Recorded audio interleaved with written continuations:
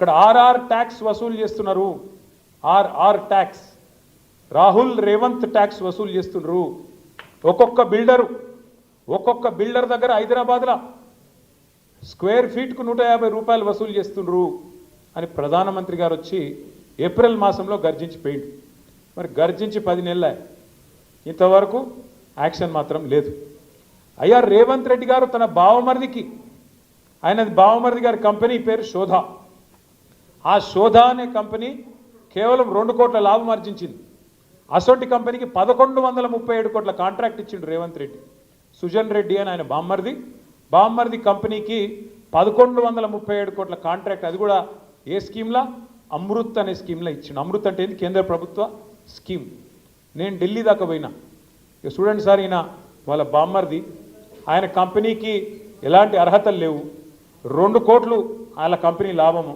మరి 2 కోట్ల లాభం సంపాదించే కంపెనీ 1137 కోట్ల పనిచేస్తుందంటే ఊళ్ళో చిన్నపిల్లగాడు కూడా నమ్మడు. గా కంపెనీకి ఇస్తే మీరు విచారణ చేయరా సార్ అని చెప్పి ఆ సంబంధిత మంత్రి గారికి, మున్సిపల్ మంత్రి గారికి ఢిల్లీలో ఆయనకు దరఖాస్తుతో పాటు మొత్తం ఆధారాలు ఇచ్చొచ్చి 6 నెలలు ఆయన ఉల్కడు పల్కడు. అట్లే ఇక్కడ పొంగులేటి శ్రీనివాసరెడ్డి గారి ఇంటి మీద ఈడీ రైడ్ అవుతుంది. ఈడీ రైడ్ అయ్యి ఇప్పటికి దగ్గర 160 రోజులైంది. అందులో ఏం దొరికిందో ఎవరికి తెలియదు, బ్రహ్మరహస్యం.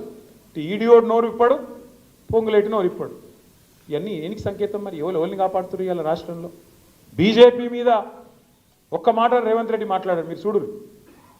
తెల్లారలేస్తే కేసీఆర్ని తిట్టుడే తప్ప బీజేపీ మీద పల్లెత్తు మాట్లాడాడు.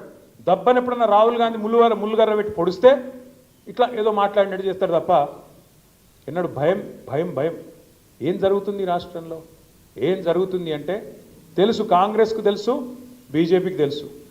కేసీఆర్ పార్టీ ఉంటే ఈ ఇద్దరి ఆటలు సాగాయని తెలుసు కాబట్టి ఇద్దరు కలిసి కేసీఆర్ గారిని, మన పార్టీని ఖతం చేయాలన్నదే వాళ్ళ ఆలోచన.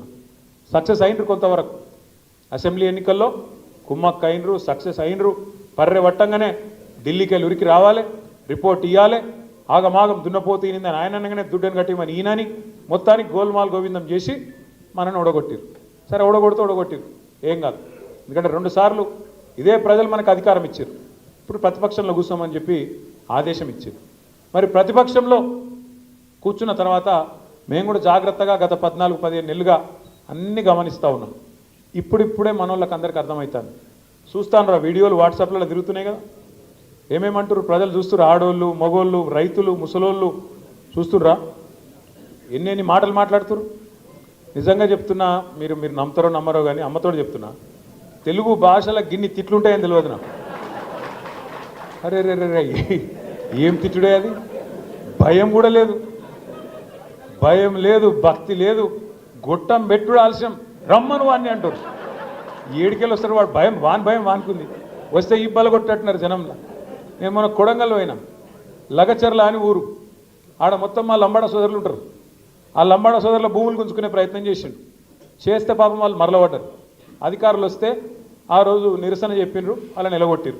అదే రేవంత్ రెడ్డి పోతే ఈపే వాళ్ళ కొడుతురు, అధికారులకు నిరసన చెప్పి నిలగొట్టిరు. ఇక రేవంత్ రెడ్డి అహం దెబ్బతిన్నది.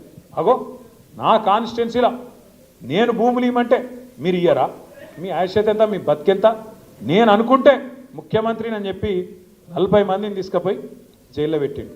మొత్తం లంబాడ రైతులు, గిరిజన రైతులు, దళిత రైతులు తీసుకుపోయి జైల్లో వారేసిండు.